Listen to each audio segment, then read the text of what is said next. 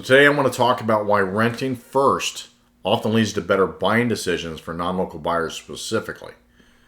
One of the most common questions I hear from people that are relocating to the area is, should I rent first or should I just buy a place? And usually the question really isn't about the real estate itself. It's really about understanding confidence and not wanting to make a costly mistake in an area that they don't know very well. I'm Ed Grabowski. I'm a real estate broker for close to 3 decades now, primarily working in markets that are heavily influenced by out-of-state property owners and second home ownership. And now in this video, what I want to do is I want to talk about why renting first often leads to better buying decisions for non-local buyers, not because it delays anything, but because it really changes the quality of the decisions that are eventually made by buyers in our marketplace. This isn't about me telling you what you should do. This is about me explaining what I've seen work over time, especially for people who are approaching a move in a thoughtful manner. Now, one of the biggest advantages of renting first is pretty simple.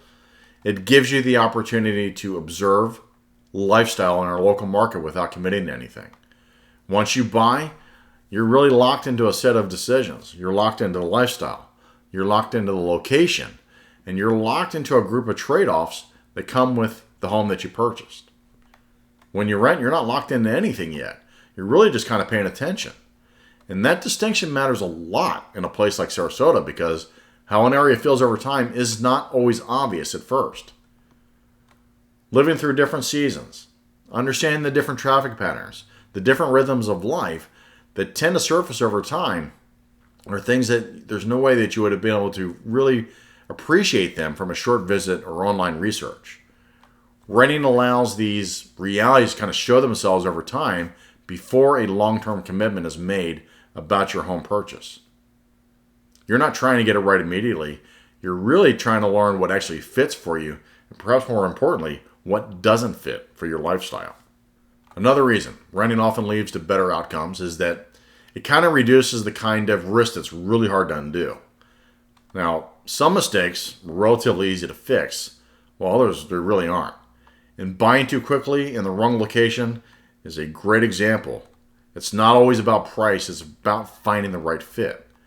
Lifestyle mismatches tend to reveal themselves slowly over time, and by the time they're obvious, they can be very expensive and very frustrating to unwind. Renting kind of keeps any early decisions reversible while you're still kind of learning what fits for you.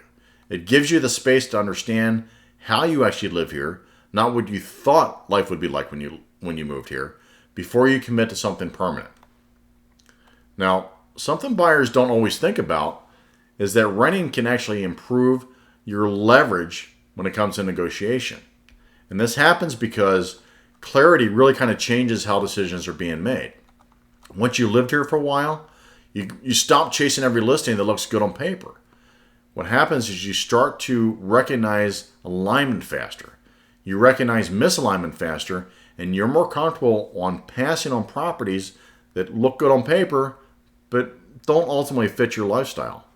And that calm selectivity usually leads to better decisions and smoother negotiations when the time comes.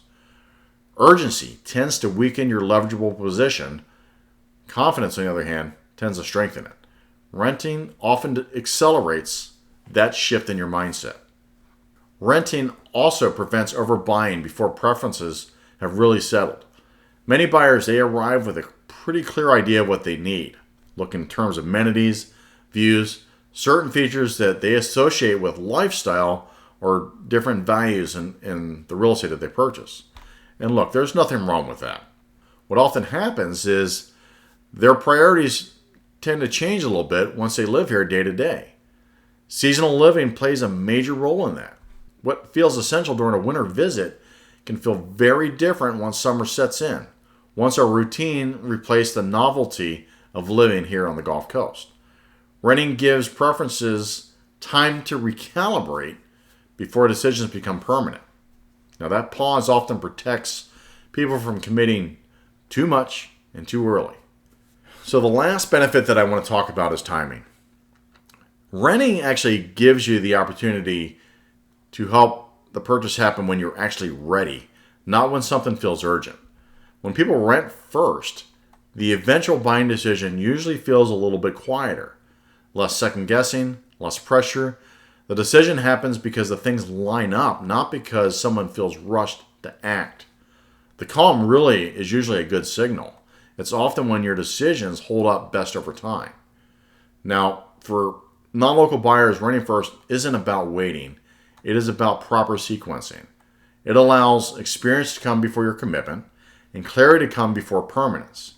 In the next video, what I'm going to do is I'm going to talk about what it actually looks like to live in a resort-style property from out of state, and what tends to work well and what often doesn't once your daily reality starts to set in. If you're approaching moving to Sarasota thoughtfully without urgency, renting first is very often part of a very sound decision framework.